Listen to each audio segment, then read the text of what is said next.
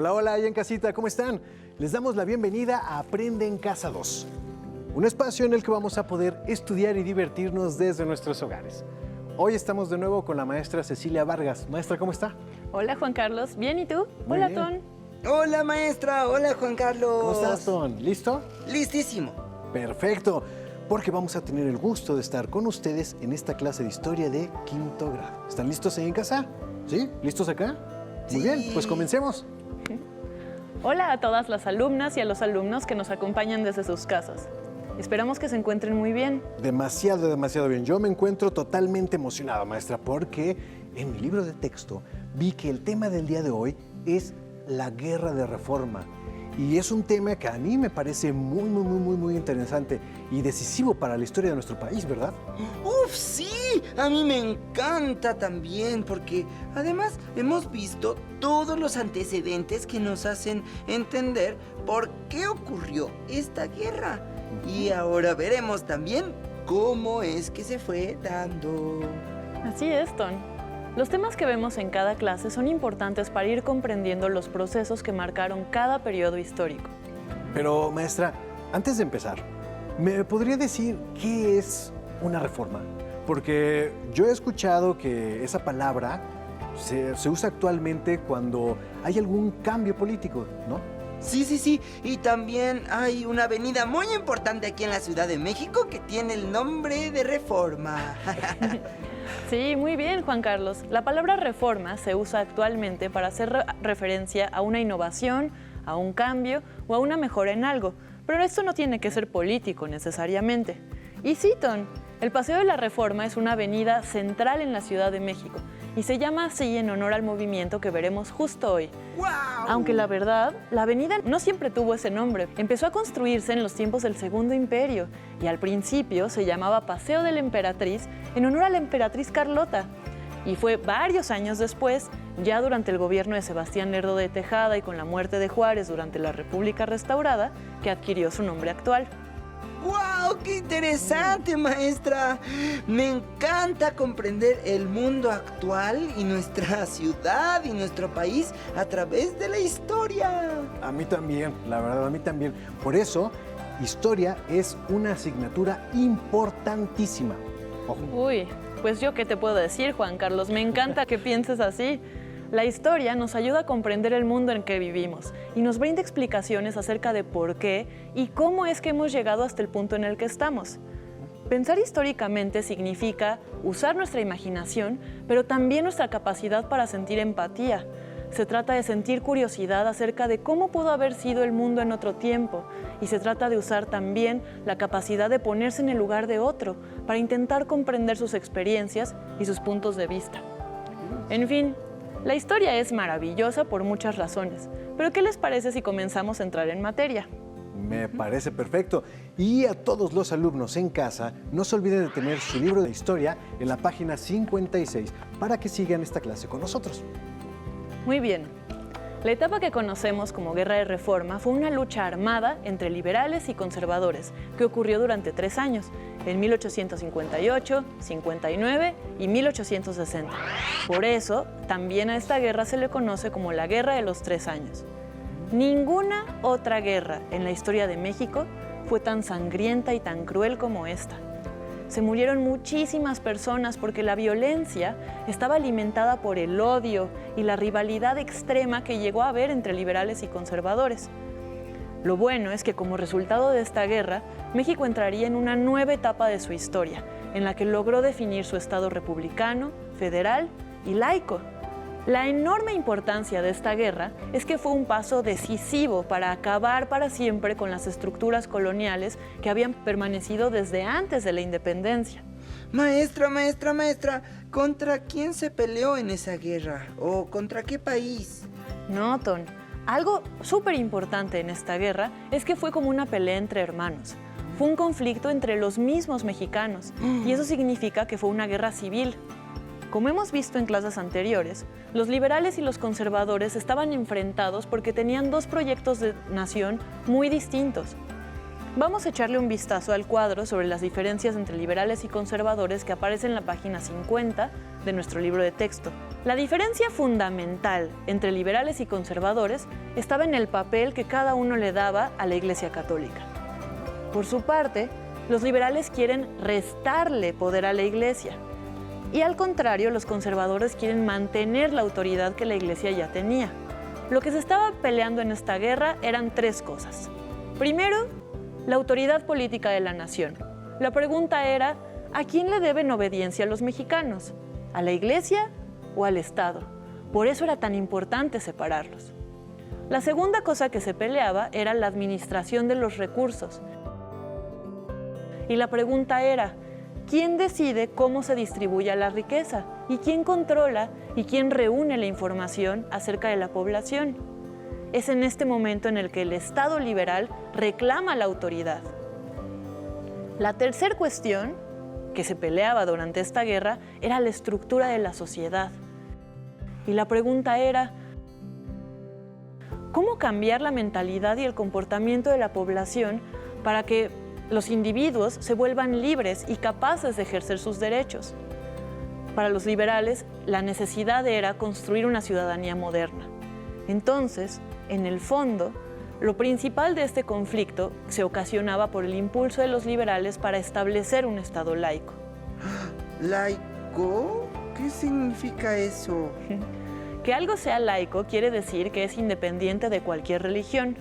Por lo tanto, lo que querían los liberales era que el Estado mexicano dejara de ser exclusivamente católico y que no adoptara ninguna otra religión como oficial.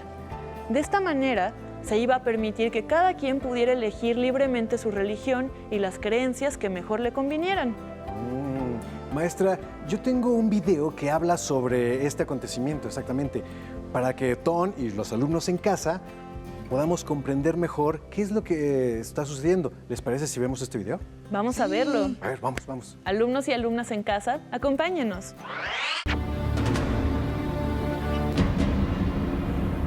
Desterrado Santa Ana, comienza la época de Benito Juárez, gran defensor de la vida republicana.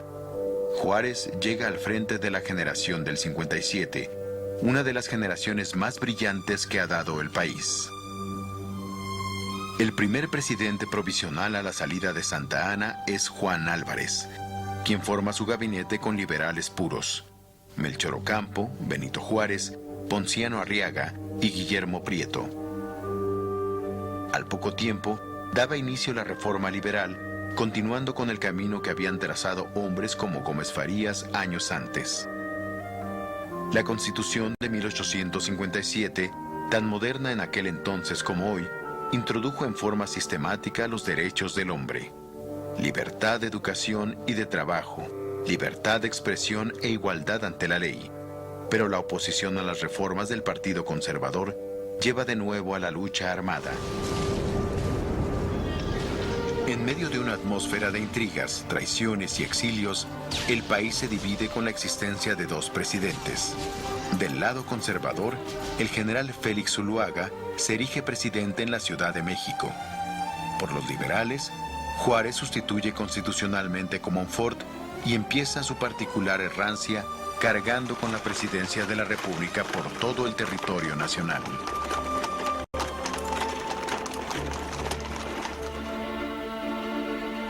Para consolidar el apoyo de los puros y de la clase empresarial, tan interesada en los bienes del clero, en 1859, Juárez y su gabinete promulgaron las leyes de reforma.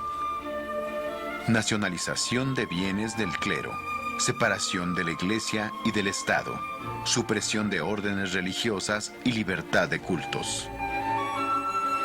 Como no había recursos, los dos bandos comprometieron al país con acuerdos extranjeros: los liberales con Estados Unidos y los conservadores con Europa. Juárez fue sitiado en Veracruz, ciudad de raíz liberal, pero salió triunfante y fue electo presidente. Pero la paz se negaba a llegar. Los conservadores victimaron a varios líderes liberales y conspiraron desde Europa. Llegaba el tiempo del Segundo Imperio. ¡Wow! ¡Wow! Entonces, los conservadores estaban en contra de la Constitución de 1857 porque no les convenía. Sí, y qué interesante saber que en este periodo hubo dos gobiernos, el de los liberales y el de los conservadores. ¡Wow! Sí, como dice el video, todo empezó con el Plan de Tacubaya, con el que los conservadores desconocieron la Constitución de 1857 porque le quitaba poder a la Iglesia. Después, como dijo Juan Carlos, hubo un momento en el que había dos gobiernos al mismo tiempo. Un gobierno conservador que estaba instalado en la Ciudad de México, encabezado por Félix Zuloaga, y un gobierno liberal que encabezaba Juárez, instalado primero en Guadalajara y luego en Veracruz. ¡Oh, sí! ¡Benito Juárez! De hecho, en el centro histórico de la Ciudad de México he visto que hay un monumento en su honor. Sí, yo también. De hecho, lo veo cuando paso por ahí. Es el hemiciclo a Juárez, ¿verdad? Así es. Aquí estamos viendo su imagen en la pantalla.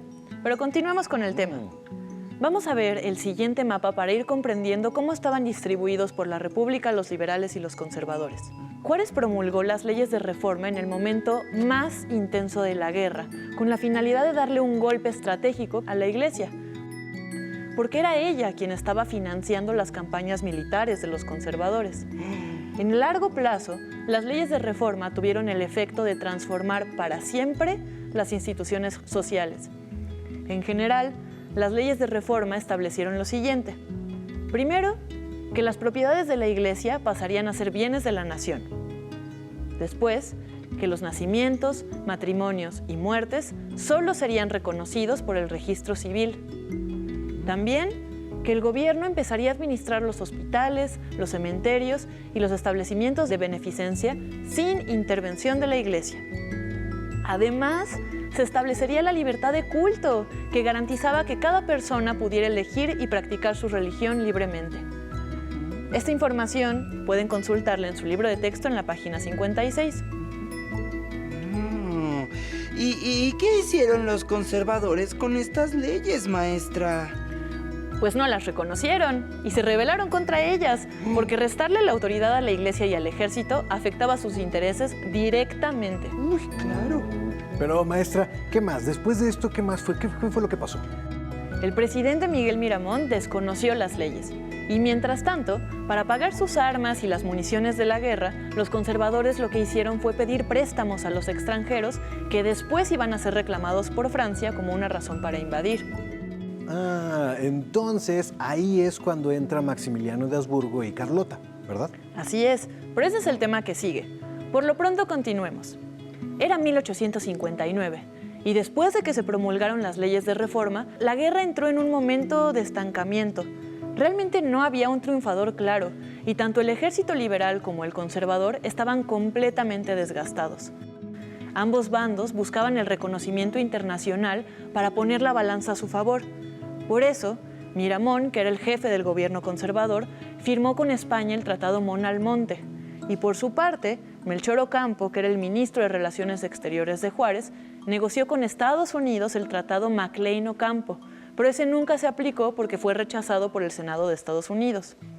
El punto es que en estos tratados, tanto liberales como conservadores, aceptaban que los gobiernos extranjeros intervinieran de distintas formas en nuestro país a cambio de recursos económicos, o sea, de dinero y de armas que pudieran ayudar a sus propios bandos. Por eso, ya para 1860, los liberales habían recibido un nuevo impulso gracias a que Estados Unidos los reconoció y les dio un cargamento enorme de pertrechos de guerra. Y además, los liberales ya habían ganado experiencia en las batallas y así fueron logrando desplazar a los conservadores de las ciudades más importantes del país. En el siguiente mapa podemos ver cómo es que los liberales fueron tomando el control de toda la República. Pero maestra, ya díganos, por favor, ¿cómo terminó la guerra?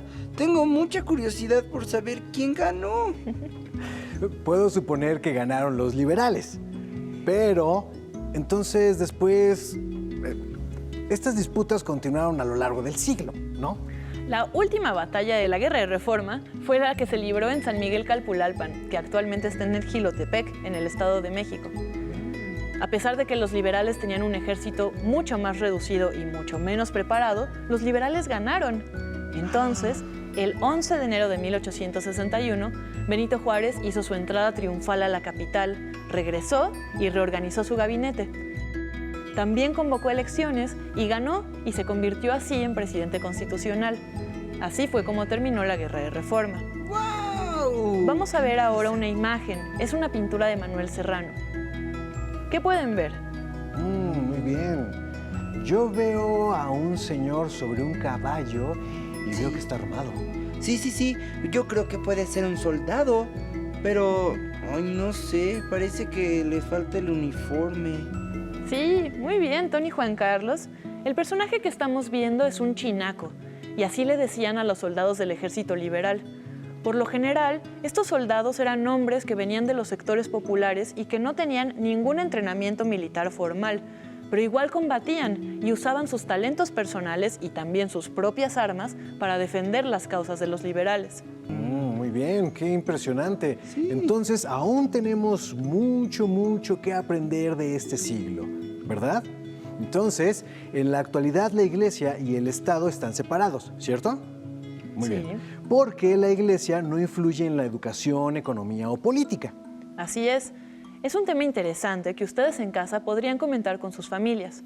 Todavía queda mucho por aprender para poder comprender nuestro país en la actualidad. Ay, me encanta la clase de historia, maestra, porque siempre me quedo muy picado sobre lo que viene después. Eso es muy bueno. Entonces prepárate para lo que viene con el siguiente tema. Por lo pronto, esto ha sido todo por hoy. Nos vemos la próxima clase de historia. ¡Qué emoción! Ya quiero que llegue la próxima clase. Yo también, Ton, yo también. Maestra Cilia, muchísimas gracias. Ton, gracias. Hemos terminado con la Guerra de Reforma. Espero que lo hayan disfrutado tanto como nosotros. Hasta la próxima. A continuación, lengua materna. Pero antes, vamos a una cápsula musical. Bienvenidos a Curiosidades Musicales, donde siempre hay algo divertido por saber. 1. ¿Sabías que se puede tocar la guitarra y cantar en el espacio? Eso sí, en la Estación Espacial Mir, donde sí hay oxígeno. El astronauta y músico canadiense Chris Hadfield fue el primero en grabar su guitarra y su voz en el espacio. 2. ¿Sabías que el primer kazoo lo usaron para disfrazar la voz de una persona y para imitar sonidos de animales? Fue inventado hace como 200 años y se le atribuye al músico Beth Alabama. 3. La canción más cantada en el mundo fue compuesta por una mexicana, Consuelo Velázquez, quien también era cantante y pianista. Bésame, bésame mucho. Fue interpretada por Elvis Presley, Luis Miguel y los Beatles, entre otros miles de artistas. 4. ¿Sabías que con el pelo de la cola del caballo se hace música? La pieza con que se toca el violín, la viola, el cello y el contrabajo se llama arco y está hecho con crin de caballo. Sorprendente, ¿no? 5. ¿Sabías que la música que escuchas, tu cerebro la almacena en áreas diferentes a las del resto de tus recuerdos? Por eso las personas que sufren la enfermedad de Alzheimer, las cuales pierden la memoria y no pueden reconocer siquiera a sus familiares, sí son capaces de recordar melodías que escucharon en el pasado. 6. ¿Sabías que el instrumento musical más vendido de la historia es la armónica? Se hizo muy popular cuando la utilizaron para hacer un estilo musical llamado blues. Los invito a escucharlo. 7. La música es una buena acompañante de tus comidas y puede cambiar tu experiencia del sabor. Puede hacer que lo disfrutes más e incluso que lo recuerdes como una gran experiencia. Por tanto, elige bien la música que te acompaña en la ingesta de tus alimentos. 8. Algunos científicos creen que la flauta es el instrumento más antiguo de la historia, hecha con huesos de ave y marfil de mamut. Fueron encontradas en cuevas de Alemania y Francia. Se piensa que data de hace 42.000 años. Para el próximo programa vamos a construir un instrumento casero y para ello necesitaremos una caja de cartón, lápices, cinta adhesiva y ligas. Mañana más, pero no mejor porque es imposible, aquí en Aprende Música en Casa. Si no tienes el libro de texto o necesitas ayuda para responder tus dudas, contáctanos.